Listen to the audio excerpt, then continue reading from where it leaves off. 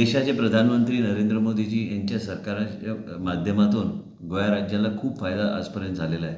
Super speciality hospital, Goa medical कॉलेजमध्ये नवे नवे इन्फ्रास्ट्रक्चरची गोष्टी आणि त्याचबरोबर आणि मदर अँड चाइल्डचा ब्लॉक आमचा प्रोजेक्ट आता अप्रूव्ह होऊन आम्हाला लवकरात लवकर इंटिमेशन यायची. मला खात्री आहे ते लवकर येणार.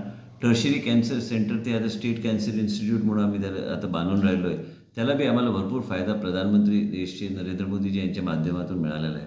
आज देशचे पूर्वीचे आरोग्यमंत्री मनसुख मांडवीयजी आणि आताचे आरोग्यमंत्री JP नड्डाजी जे आमच्या पार्टीचे अध्यक्ष बी आहे आणि त्यांच्या हाताखाली काम करण्याची परत एकदा मला संधी मिळाली. पूर्वी बी त्यांच्या अंडर मी काम केलेलं आहे आणि मला वाटतं की खूपशे नवीन गोष्टी, नवी योजना आणि मोदीजीचं सरकार जे परत एकदा मोठ्या ह्याच्याने स्थापन जो झालेला आहे, मला वाटतं की राज्यात अँड आउटरीच प्रोग्रामच्या माध्यमातून मला वाटतं खूपसा असा फायदा मला होणार आहे.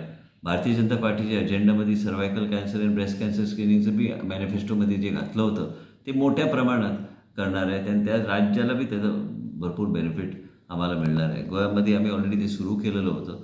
पण मला वाटतं की हे सगळ्या गोष्टी नवी योजना आम्ही जे काय मागतो आणि आम्हाला जे काय दिसतं की आउटरीच प्रोग्राम आम्ही परत कसं आम्ही स्ट्रेंथन करू शकतो, सामान्य प्रजेच्या दारावर आरोग्यसेवा आणि कसं आम्ही स्ट्रेंथन आम्ही करू शकतो, हे सगळ्या गोष्टी करायला पाहिजे. मला वाटतं योग्य तऱ्हेने आम्ही केंद्रातून आम्हाला भरपूर सहकार्य आम्हाला मिळणार आणि मला खात्री आहे कारण हेल्थ सेक्टर हे केंद्र सरकारची प्रायोरिटी एरिया आहे आणि मला वाटतं ते आम्हाला भरपूर कॅन्सर हॉस्पिटल कुठं काम चालू आहे. काय परमिशन्स पेंडिंग होते पण काम चालू आहे. आता हे सगळं प्लिंथ लेवलपर्यंत काम चालू झालं. आणि सर वन खात्याला याचा कितपत बेनिफिट होईल असं बघायला पाहिजे. नवीन प्रकल्प मी ऑलरेडी आता घोषणा केली होती की मुख्यमंत्रीबरोबर आमची चर्चा झालेली आहे. मुख्यमंत्रीबरोबर बसून बोंडला झूचं एक लोन घ्यायचं आमचं चर्चा झाली होती की आम्हाला एक कमीत कमी 120 कोटीचं लोन घ्यायला तरी परवानगी मिळायला पाहिजे. कारण आम्हाला जर बोंडला जर पूर्णपणे रिफर्बिशमेंट आम्हाला करायला पाहिजे, बरेपैकी एन्क्लोजर आणि एक वेगळ्या तऱ्हेचं माहोल जर तिथं तयार करायला पाहिजे जे आकर्षित टुरिस्ट आकर्षित येऊ शकतात. कॉटेजेस रेनोव्हेट करायचं आहे. हे सगळ्या गोष्टी करण्यासाठी आम्हाला एक मास्टर प्लॅन त्याचं तयार करून ते योग्य तऱ्हेने पुढे न्यायला पाहिजे. आम्हाला एक आमचं वाईल्ड लाईफ पार्क एक सफारीसाठी ते तयार करण्यासाठी पूर्वी आम्ही म्हटलं होतं सांगेच्या परिसरात जे ऑलरेडी वाईल्ड लाईफ सँच्युरी आहे. हे सगळ्या गोष्टीसाठी मला वाटतं केंद्र सरकारकडे एक प्रस्ताव ऑलरेडी आम्ही पाठवलेला आहे.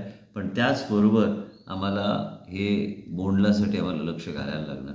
1-2-3 असे प्रकल्प प्रायोरिटी देऊन पुढच्या 3 वर्षात आम्ही योग्य तऱ्हेने आम्हाला यश मिळायला पाहिजे. तर आम्हाला आतापासून ते कामावर लागायला पाहिजे. ओके. आणि सर निधी जो 120 कोटी मिळणार आहे तो नाही मिळणार हे म्हटलं नाही. विनंती केली आहे मुख्यमंत्रीला की आम्हाला लोन घेण्याचं परवानगी द्या. आम्ही ह्या तऱ्हेचं मॉडेल आम्ही तयार करतो जे काय डिपार्टमेंट ते परत सरकारकडे ट्रेजरीला पे बॅक करू शकतं.